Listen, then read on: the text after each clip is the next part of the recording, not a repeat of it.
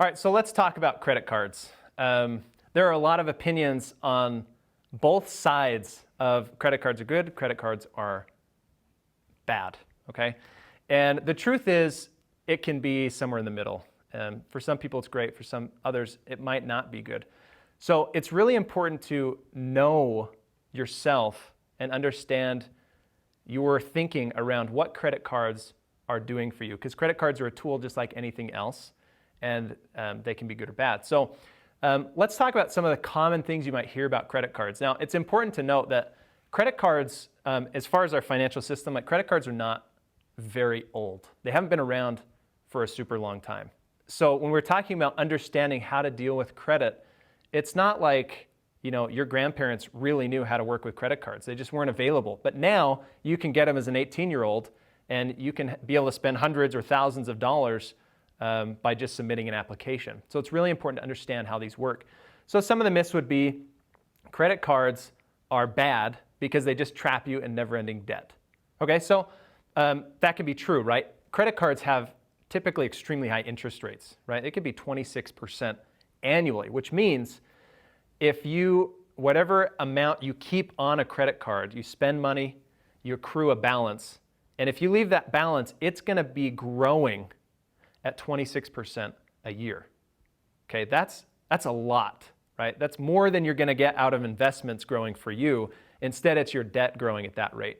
So if you spend a lot and do not pay it off, that interest is going to accrue and it can sink you, right? And so a lot of people get into deep trouble with credit cards because they don't pay off their outstanding balance every month, okay? So is that myth true? Yes, it can be true, but if you are responsible with your spending and you pay off your balances, then you're not going to have to pay any interest, okay? So the credit cards can reward those that are smart and responsible with their spending, and it can really punish those that are not responsible. So let's talk about another myth.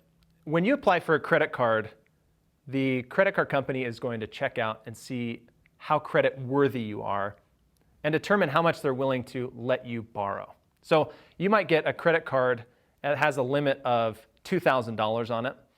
And basically they're saying, we trust you to spend up to $2,000 on this and still pay us back, because ultimately they want you to pay them back.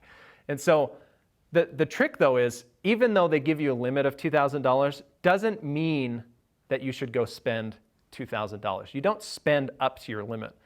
It's there, and it shows how trustworthy they think you are with paying back your debt. So when you get older, you have a job, right? You could get a credit card with a $20,000 limit. That does not mean you're going to go spend $20,000, right? You still have to spend just the money that you have, but the credit limit allows you flexibility to spend that when the need arises. You don't need to spend up to your credit limit. It doesn't mean you should spend that much or that you can even afford it.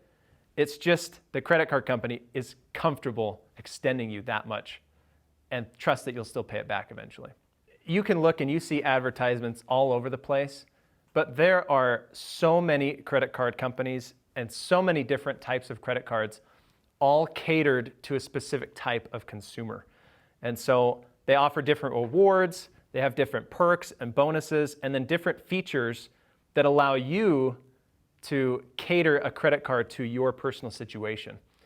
Whether that's forcing you to pay off the balance every month, or earning travel rewards so that you can go travel for less money, or that you can earn cash back on every purchase. There's so many types of features that it's important to really shop around and get to know the cards you're looking for and what suits your needs the best. So credit cards are not evil, and but they can be a great tool. You shouldn't be afraid of them. You just need to understand how they work to be able to get them and use them properly.